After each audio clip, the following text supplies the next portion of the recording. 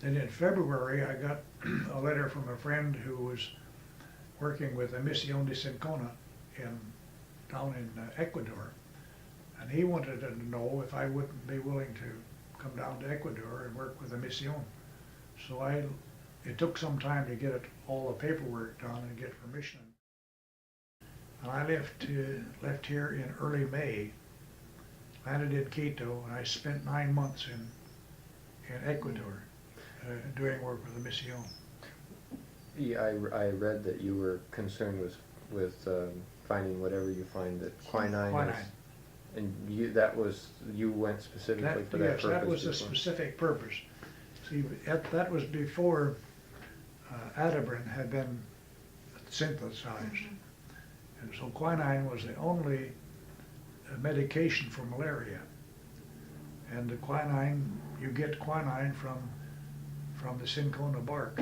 Sure. So our teams would go out into the field with pack animals to carry our tents, if we could get pack animals through. And if you couldn't, you'd hire Indian pack men, cargadores they'll call them. And each fellow would carry anywhere from 40 to 80 pounds on his back.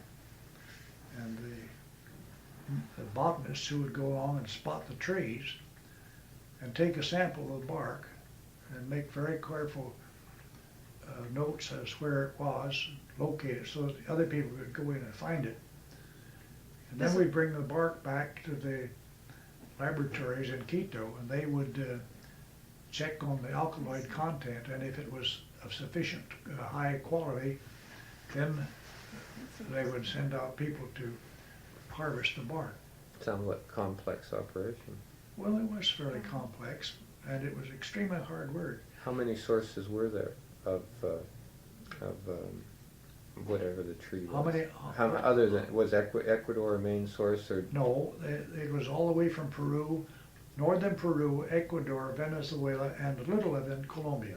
Mm-hmm. But it made that arc from Peru around to Venezuela. And were the Germans also out collecting? No. You see, Germans weren't fighting in a malarial zone. Oh. See, it was the people in the Pacific that needed the antimalarials. No, there were German nationals in Quito, so that we had to be very careful about what we said when we went. Occasionally we'd go to a movie, and I don't think we ever sat. We always go a group of 3 or 4. I don't think we ever sat in a movie that there wouldn't be Germans either in the seats right ahead of us or the seats right behind us. And we could spot them. All of us could speak enough German that we could understand some of it. And we never talked about where we had been. We never talked about what we had seen on the way down as we flew down. And those days you couldn't fly direct from here to Ecuador. I flew from San Francisco to Los Angeles, to